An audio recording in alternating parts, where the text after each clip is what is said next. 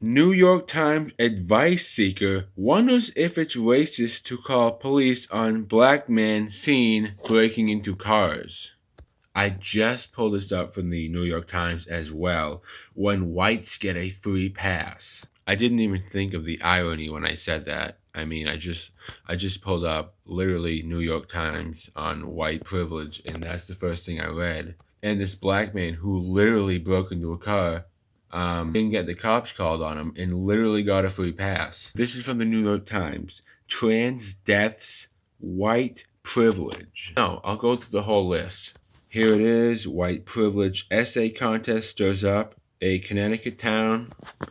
Here it is again. Looking at white privilege. Here's another one at New York private schools. Challenging white privilege from the inside.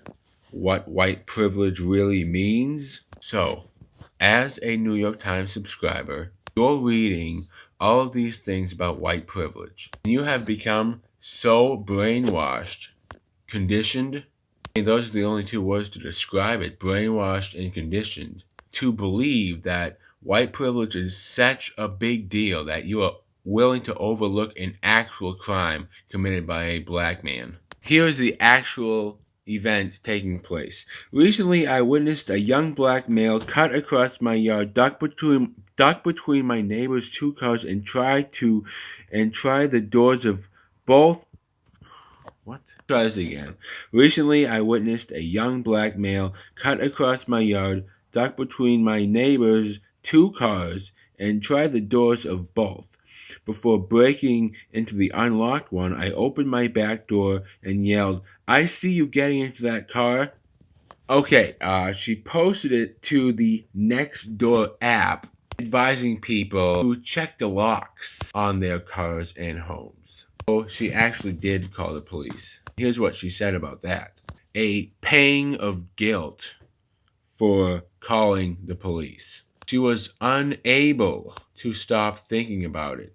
She also said she would rather have her car be broken into than have a person's life ruined. Well, that's what she said. But the truth is, she would rather have her car broken into than have a criminal thrown in jail, basically. Asked again, did I do the right thing? Before questioning whether she acted like BBQ Becky, the white woman in California